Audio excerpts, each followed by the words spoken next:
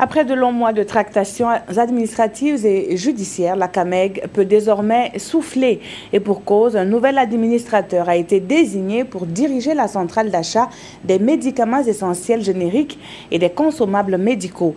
Ce dernier est neutre, bien que provisoire. Les protagonistes, eux, s'engagent à renoncer à toute fonction au sein de la CAMEG. Pawa Drogo, Jean Zongo et Olopoda nous en disent plus. Sans donner son identité, le ministre de la Santé affirme ici que la CAMEG sera très bientôt sous le commandement d'un administrateur provisoire.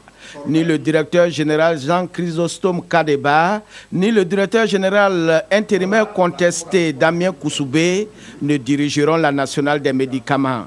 Il en est de même pour Salifou Konfé et Boka Kouyaté pour la présidence du conseil d'administration. Tous ces protagonistes acceptent de renoncer à leurs fonctions pour une solution à l'amiable de sortie de crise. Bien sûr, l'accord est en 3 points.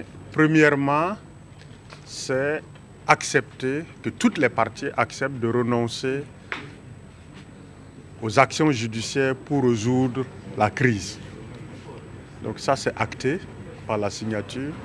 Deuxièmement, que toutes les parties qui avaient des responsabilités au sein de la CAMEG acceptent et qui étaient en conflit judiciaire acceptent de renoncer à leurs responsabilités et à trouver à l'amiable des solutions à ce qui les opposait.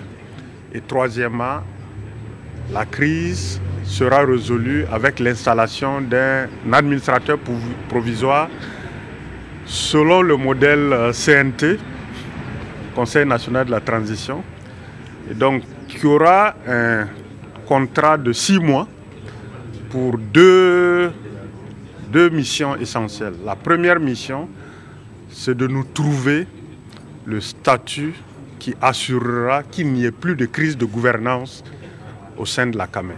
Cette transition va aboutir à l'adoption de nouveaux textes pour la CAMEG qui, selon le ministre, est une cheville ouvrière pour la réussite de la politique de gratuité des soins pour les femmes enceintes et les enfants de 0 à 5 ans en cours au Burkina Faso. C'est surtout la réponse à la nécessité de l'intérêt général, la réponse surtout à la remise en route de nos politiques en soutien aux populations vulnérables pour leur accès aux soins. C'est ça le prix de cet accord.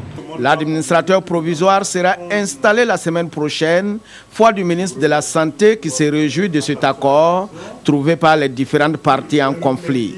Un accord qui vient mettre fin à une crise juridico-judiciaire sans précédent depuis mai 2016.